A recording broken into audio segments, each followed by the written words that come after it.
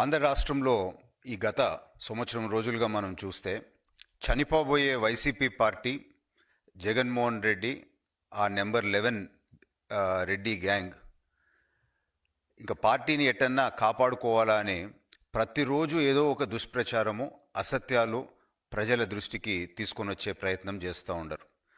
ప్రజలు వారిని తిరస్కరించి ఆపోజిషన్ స్టేటస్ కూడా ఇవ్వకుండా ఇంటికి పంపిస్తే కూడా ఇప్పటికీ ఏమాత్రము వాళ్ళు నేర్చుకున్నది కనపడుతులేదు. కేవలం మిగిలింది ఏంది వైసీపీ పార్టీ కంటే ప్రజలు ఆ గోచి ఒకటే మిగిల్చినారు. సో చనిపోబోయే పార్టీని కాపాడుకునేదానికి మనం ఇంకెట్టా మంచి చేయలేమని చెప్పి దుష్ప్రచారాలతో ముందుకు పోతున్నారు. కొన్ని వాస్తవాలు అందుకని ప్రజల దృష్టికి తీసుకొని రావాలని చెప్పి ఈరోజు ఈ ప్రెస్ మీట్ పెడతాం జరిగింది. గత ప్రభుత్వంలో మనం చూస్తే 10 లక్షల కోట్లు పైగా రుణం పెట్టి ఈరోజు ఆ రుణానికి దాదాపు 60,000 కోట్ల వడ్డీ కట్టే పరిస్థితి తీసుకొని వచ్చినారు. 1,40,000 కోట్లు బకాయిలు పెట్టి వాళ్ళు పోవటం జరిగింది. అంటే ఆంధ్ర రాష్ట్ర పరిస్థితిని ఏ విధంగా దివాళి తీసే పరిస్థితి తీసుకొని వచ్చిపోయినారు అని చెప్పి మనం చెప్తున్నాం. ముఖ్యంగా ఈ సంవత్సరం రోజుల్లో మీరు చూస్తే కూటమి ప్రభుత్వం వచ్చిన తర్వాత చంద్రబాబు నాయుడు గారి అనుభవంతో కఠోర కష్టంతో దాదాపు 700 పైగా అభివృద్ధి సంక్షేమ పథకాలు ఇప్పుడు అమలు చేయటం జరిగింది. ఈ మంచిని చూసి వాళ్ళు ఓర్వలేక రకరకాల దుష్ప్రచారాలు ఈరోజు చేస్తున్నారు. ఒకవైపు సంక్షేమము, మరోవైపు అభివృద్ధి బ్యాలెన్స్ చేసుకుంటా ఈ ప్రభుత్వం ముందుకు పోతుంది అని చెప్పి నేను తెలుపుకుంటున్నాను. తొలి ఏడాది మీరు చూస్తే మేనిఫెస్టోలో సంబంధించిన హామీలు దాదాపు 70% ఆల్రెడీ అమలు పరచడము జరిగింది అని చెప్పి మాత్రం నేను తెలుపుకుంటున్నాను. ఒకటి రెండు పథకాలు మీరు చూస్తే తల్లి వందనము వాళ్ళ టైంలో 42 లక్షల మందికే పిల్లలకి ఇస్తే ఈరోజు దాదాపు 25 లక్షలు పైగా మళ్ళీ అడిషనల్గా ఇస్తున్నాము. అంటే అమౌంట్లో చూస్తే 4,500 కోట్లు అధినము, దాదాపు 10,000 కోట్లు అంటే 82% హయ్యర్ ఎక్స్పెండిచర్ పెడతాం జరుగుతూ ఉంది. ఎన్టీఆర్ భరోసా కింద మీరు చూస్తే 34,000 కోట్లు దాదాపు ఇవ్వబోతున్నాము. అండ్ అది 57% అంటే 12,350 కోట్లు అదనంగా ఇవ్వటం జరిగింది. అదే అన్నదాత సుఖీభవ కింద మీరు చూస్తే వాళ్ళ టైంలో 7,500 కోట్లు ఖర్చు అయితే ఇప్పుడు 14,000 కోట్లు అంటే అది కూడా 87%. ఇట్లా పథకాలన్నీ మేము లెక్కేస్తే మొదటి సంవత్సరము కూటమి ప్రభుత్వంలో దాదాపు జగన్మోహన్ రెడ్డి మొదటి సంవత్సరంలో సంక్షేమానికి ఖర్చు పెట్టిన దానికన్నా డబల్ పైన ఖర్చు పెడుతున్నాము అని చెప్పి మాత్రం క్లియర్గా మనకి లెక్కలు కనపడతా ఉండే. అగ్రికల్చర్ గురించి వస్తాం, ఎందుకంటే ఈ గత 1-2 రోజుల్లో విపరీతమైన దుష్ప్రచారము రైతుల గురించి, అగ్రికల్చర్ సెక్టర్ గురించి వాళ్ళు చేయటం జరుగుతూ ఉంది. ఈరోజు అగ్రికల్చర్ బడ్జెట్ 48,341 కోట్లతో రైతు ప్రభుత్వంగా ఈ ప్రభుత్వం ముందుకు పోతూ ఉంది. ధాన్యము కొనుగోలు మీరు చూస్తే 68 లక్షల మెట్రిక్ టన్నులు ధాన్యం కొనుగోలు చేయటం జరిగింది. దాదాపు 24 గంటల్లో చాలా మందికి పడిపోయింది. ఇమీడియట్గానే పేమెంట్స్ అన్నీ కూడా రిలీజ్ కావటం జరిగింది. ఇప్పటి వరకు దాదాపు 18,000 కోట్లు రైతుల ఖాతాలో జమ కావటం జరిగింది అని చెప్పి మాత్రం మేము తెలుపుకుంటున్నాం. అదే జగన్మోహన్ రెడ్డి టైంలో 23-24 సంవత్సరంలో కేవలం 41 లక్షల టన్నులే వాళ్ళు కొనుగోలు చేయటం జరిగింది. అంటే ఇప్పుడు కూటమి ప్రభుత్వము 66% 27 లక్షల మెట్రిక్ టన్నులు అదనంగా కొనుగోలు చేసినాము అని చెప్పి మేము తెలుపుకుంటున్నాం. జగన్మోహన్ రెడ్డి ప్రభుత్వము వెళ్ళిపోయే టైంకి ఈ రైతులకు కూడా దాదాపు 1,674 కోట్లు ధాన్యం బకాయిలు పెట్టిపోయినారు. ఆ బకాయిలు మొదటి నెలలోనే కూటమి ప్రభుత్వం రైతులకి ఇవ్వటం జరిగింది అని చెప్పి మాత్రం మేము తెలుపుకుంటున్నాం. అదే కౌలు రైతులు బలోపేతం చేసేదానికి 3,826 కోట్లు రుణము మంజూరు చేయటం జరిగింది అని చెప్పి కూడా మేము తెలుపుకుంటున్నాం.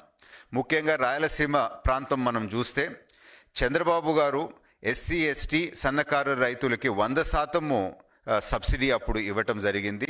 అదే చిన్నకారు రైతులకి వేరే కులాలకు సంబంధించిన వాళ్ళకి 90% సబ్సిడీ ఇవ్వటం జరిగింది. 2018 సంవత్సరము భారతదేశంలో ఫస్ట్ ప్లేస్లో ఆంధ్ర రాష్ట్రం ఉండింది డ్రిప్ ఇరిగేషన్కి సంబంధించి.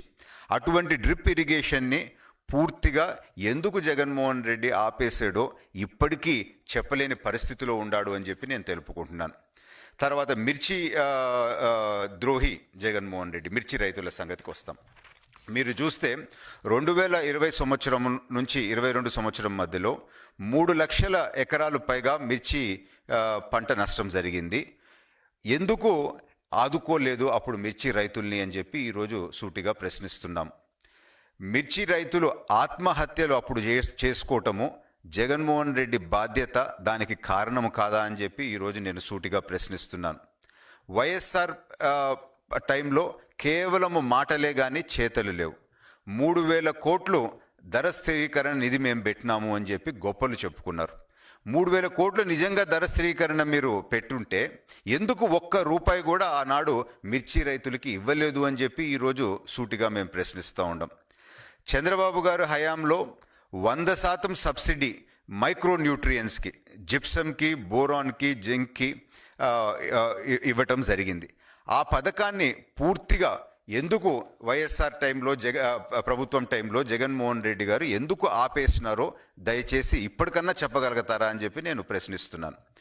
రైతుని ఆదుకునే విధంగా కూటమి ప్రభుత్వము అనేక చర్యలు తీసుకోవటం జరిగింది. 2025-26 దాదాపు 14 ఖరీఫ్ పంటలకి మద్దతు ధర ఎంఎస్పి పెంచటం జరిగింది. అదేవిధంగా మొత్తం ఈరోజు ఇప్పుడు ఖర్చులు కొన్ని చెప్పాలనుకుంటున్నాను. రైతులకి చేసిన ఖర్చులు, రైతు భరోసా కేంద్రాలుకి 500 కోట్లు ఆధునీకరణ, వాటి నిర్వహణ కోసము ఖర్చు పెడతాం జరిగింది. గిడ్డంగులు విస్తరణ కోసము 150 కోట్లు ఇప్పుడు ఖర్చు పెడతాం జరిగింది. పంట బీమా కింద 800 కోట్లు ఖర్చు పెడతాం జరిగింది.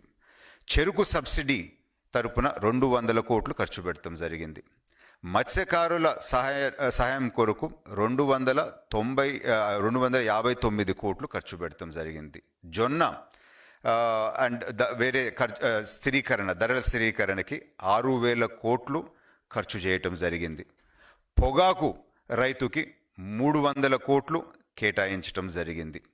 మామిడి రైతులు తోతాపూరి ఆదుకునేదానికి 168 కోట్లు కేటాయించడం జరిగింది. సో ఈ విధంగా అన్ని వర్గాల రైతుల్ని కాపాడే విధంగా కూటమి ప్రభుత్వము రైతుల పక్షాన పనిచేస్తుంటే అనేక రకాల దుష్ప్రచారాలు చేసుకుంటూ ప్రజలకి తప్పుడు ఇన్ఫర్మేషన్ ఇచ్చుకుంటూ ఆ వైఎస్ఆర్ పార్టీ ముందుకు పోతూ ఉంది. వైఎస్ఆర్ పంట మద్దతు లేక భారతదేశంలోనే కౌలు రైతుల సూసైడ్లో 2వ స్థానంలో గతంలో వైఎస్ఆర్ ప్రభుత్వం టైంలో ఆత్మహత్యల్లో జరగటం జరిగింది. దీనికి బాధ్యత వైఎస్ఆర్ ప్రభుత్వంది అప్పుడుది కాదా? ఇప్పటికన్నా జవాబు చెప్పగలుగుతారా అని చెప్పి నేను ఈరోజు సూటిగా ప్రశ్నిస్తున్నాను. ఆంధ్ర రాష్ట్రాన్ని మీరు ఏం చేసినారంటే ఆ టైంలో గంజాయి క్యాపిటల్ ఆఫ్ ఇండియాగా తయారు చేసి ఒక్క గంజాయి రైతుల్ని సపోర్ట్ చేసినారే కానీ ఏ ఒక్క రైతునన్నా మీరు సపోర్ట్ చేసినారా అని చెప్పి నేను ఈరోజు సూటిగా ప్రశ్నిస్తున్నాను. ఎర్రచందనం పైన పెట్టిన దృష్టి ఏ ఒక్క పంట పైన అన్నా మీరు దృష్టి పెట్టినారా ఆ టైంలో అని చెప్పి నేను ఈరోజు సూటిగా ప్రశ్నిస్తున్నాను.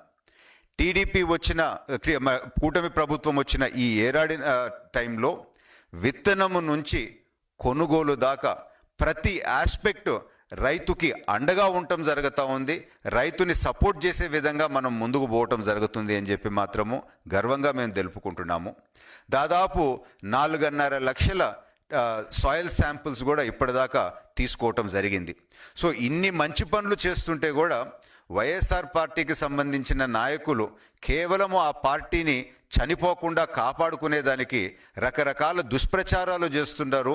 వాళ్ళ పాత విధానాలు ఇంకా మార్చుకోలేదు అని చెప్పి ఆంధ్ర ప్రజల దృష్టికి నేను తీసుకొని వస్తూ ఉన్నాను. ముఖ్యంగా మీరు చూస్తే జగన్మోహన్ రెడ్డి నుంచి ఈరోజు ఆంధ్ర రాష్ట్ర ప్రజల్ని కాపాడాల్సి ఉన్న పరిస్థితి ఈరోజు వచ్చింది. బయటకి పోతే చాలు ఎవరో ఒకరి మీద దాడులు, ఎవరో ఒకరిని చంపే విధంగా ఈరోజు జగన్మోహన్ రెడ్డి గారి ప్రోగ్రామ్స్ ఉంటా ఉండే. కారు సీజ్ అయింది అని చెప్పి బాధతో ఈరోజు వాళ్ళు మాట్లాడుతున్నారు కదా. 3 చనిపోతే ఒక్కరి ఇంటికన్నా పోయి ఇప్పటిదాకా పరామర్శించినారా అని చెప్పి నేను ఈరోజు సూటిగా పరిశీలిస్తున్నాను. అంటే కారు సీజ్ అయిన బాధ ముఖ్యమే కానీ ముగ్గురు ప్రాణాలు పోయినాయి, ముగ్గురు చనిపోయినారు అని చెప్పి ఏ మాత్రము వాళ్ళకి బాధ లేదు అని చెప్పి ఈరోజు కనపడతా ఉంది. తర్వాత ఇంటిపైన ఎవరో ఒక టెంకాయ వేసినారు అని అంటారు.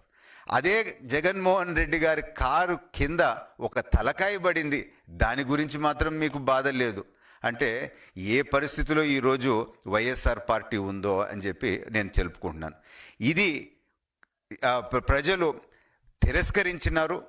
జగన్మోహన్ రెడ్డి వైఎస్ఆర్ పార్టీ రాజకీయాలకి పనికిరారు అని చెప్పి తేల్చేసినారు.